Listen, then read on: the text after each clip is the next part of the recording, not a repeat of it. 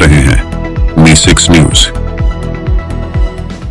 నకిలీ ఎరువులు వాడి నష్టపోయిన రైతులకు పరిహారం చెల్లించాలని, పంటలు ఎదగక లబోదిబోమంటున్న రైతులు నకిలీ ఎరువుల అమ్మకాలు నిషేధించాలని, కంపెనీ యాజమాన్యం 50,000 పరిహారం చెల్లించాలని వ్యవసాయ అధికారులు నిర్లక్ష్యమే దీనికి కారణమని జిల్లా కార్యదర్శి వర్గ సభ్యులు శెట్టిపల్లి సత్తిరెడ్డి అన్నారు. నకిలీ ఎరువు బస్తాలు వాడి వరి పంటలు నష్టపోయిన రైతులకు కంపెనీ యాజమాన్యం నష్టపరిహారం చెల్లించాలని సిపిఎం పార్టీ జిల్లా కార్యదర్శి వర్గ సభ్యులు శెట్టిపల్లి సత్తిరెడ్డి డిమాండ్ చేశారు.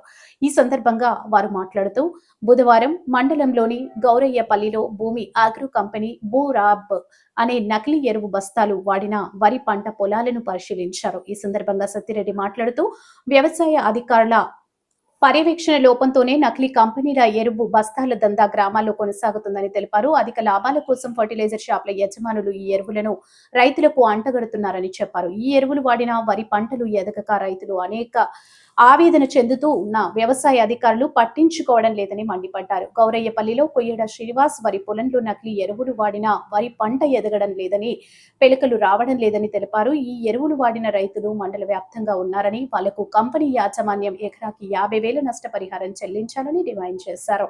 నకిలీ ఎరువు బస్తాల దందాను అరికట్టేందుకు వ్యవసాయ అధికారులు ఎలాంటి చర్యలు తీసుకోవడం లేదని తెలిపారు. వ్యవసాయ అధికారుల కనుసన్నల్లోనే నకిలీ ఎరువుల దందా కొనసాగుతుందని, అందువల్లే ఎలాంటి చర్యలు చేపట్టడం లేదని ఆరోపించారు. పైగా కంపెనీ ఓ ఫామ్ ఉందంటూ ఏవో రైతులను తప్పుదో పట్టించడంతో రైతులు ఆర్థికంగా నష్టపోతున్నారని మండిపడ్డారు. జిల్లా ఉన్నతాధికారులు, రాష్ట్ర ప్రభుత్వం స్పందించి నకిలీ ఎరువుల బెడద నుంచి రైతులను కాపాడాలని విజ్ఞప్తి చేశారు. అధికారులు స్పందించకుంటే ఈ నకిలీ కంపెనీ ఎరువులు వాడిన రైతులతో కలిసి కలెక్టర్ కార్యాలయం ముందు దీక్షకు దిగుతామని హెచ్చరించారు. ఈ కార్యక్రమంలో సిపిఎం పార్టీ మండల కార్యదర్శి తాడూరి రవీందర్, జిల్లా కమిటీ సభ్యులు దాసరి ప్రశాంత్, మండల నాయకులు కర్రొల్ల ఎల్లయ్య, నూకల శ్రీనివాస్, తాడూరి నరేష్ తదితరులు పాల్గొన్నారు. ఈరోజు సిద్దిపేట జిల్లా కొమరవెల్లి మండలంలోని గౌరవపల్లి గ్రామంలో సిపిఎం పార్టీ బృందం పర్యటన చేస్తూ ఉంది. ప్రధానంగా ఏంటంటే ఈ ఎరువు బస్తాలు, నాసిరకం ఎరువు బస్తాలు వాడడం వల్ల ఈ వరి నెల రోజులైనా నాటుపెట్టి ఇంతవరకు పచ్చబడకుండా పిలకరాని ఉన్నటువంటి పరిస్థితి ఉంది. ప్రధానంగా ఏంటంటే భూమి లాభం అనేది ఎరువుల కంపెనీ అనేది ఉన్నది. ఇందులో ప్రభుత్వం ఏ రకంగా ఓ ఫామ్ ఇచ్చిందో మాకు కూడా అర్థం కావట్లేదు.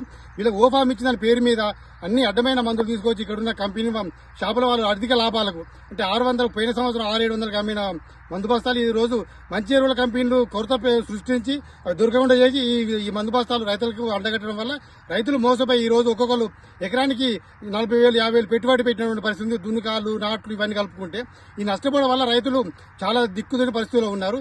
ఇప్పటికైనా రాష్ట్ర ప్రభుత్వం స్పందించాలి. అదేవిధంగా వ్యవసాయ అధికారులు కూడా అసలు ఏ షాపులు ఏమమ్ముతుర్రో వీళ్ళకి ఓ ఫామ్ ఉంది అని అంటారు తప్ప అసలు వాస్తవంగా ఈ మందు కరెక్టేనా, ఆ కంపెనీకి సంబంధించిందేనా, డూప్లికేట్ మందు అనేది పరిశీలన చేయకుండా నిమ్మకు నీరు తిన్నట్లుగా వ్యవసాయ అధికారులు కూడా ఉన్నారు. ఇప్పటికైనా ఈ మందు బస్తాలు ఎవరైతే రైతులు వాడిరో వాళ్ళందరికీ ఎకరానికి 50,000 చొప్పున నష్టపరిహారం చెల్లించి రైతులు ఆదుకోవాలని సిపిఎం పార్టీగా మేము డిమాండ్ చేస్తా ఉన్నాం.